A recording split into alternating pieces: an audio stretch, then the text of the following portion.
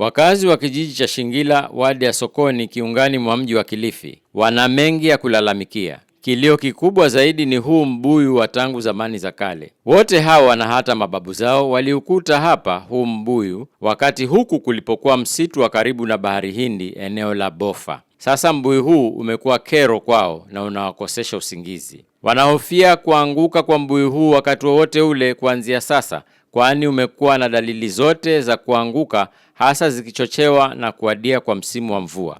Mbuyu huu tunaoona hapa ni mbuyu ulimea pale kitambo, na hata wakati hii Shingila inakuwa originated mbuyu ukiwa hapa.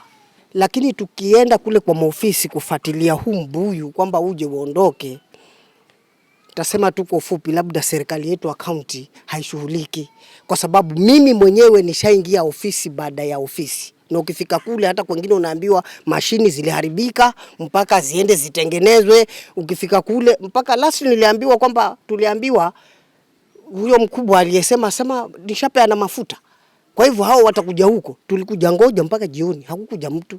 So hatuelewi ni yupi anastahili kukuja kukata huu mbuyu. Tukisema tukatisi wenyewe wanaleta sheria nyingi. Sign environment nini. Sasa bisi tunaomba tu hii mbuyu vile uko hivi, uko hali ya hatari. Fauka ya hayo, huku kwao sasa kuna fukuza wageni, kwani barabara hazipitiki tena. Wanasema na kunyeshe tujue hatuna mitaro ya kupitishia maji taka. Hizi barabara zetu tumepiga mayowe, lakini hakuna mtu anayetushughulikia. Na si hayo tu, hali ya usalama ni tete, kwani giza linapoingia huoni kabisa unakopasa kutia mguu na kupitia. Usiku watu hapa, ukikuja usiku hauwezi pita kwa sababu giza limetanda kila mahali. Watu wanaogopa kufanya biashara usiku kwa sababu hakuna security lights.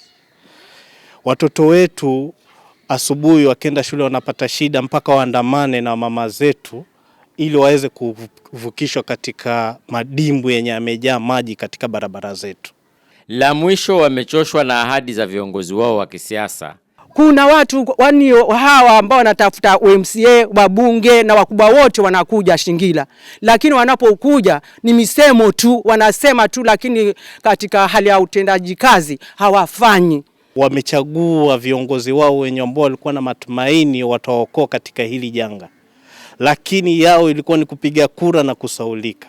Sasa hiyo wanalia kwa maana ule utetezi wenye walikuwa wanatarajia wameukosa.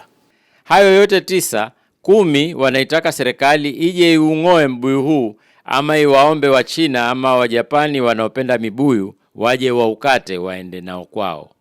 Nikiripotia Coco FM, mimi ni Lolani Kalu. Coco FM, ladha ya Pwani.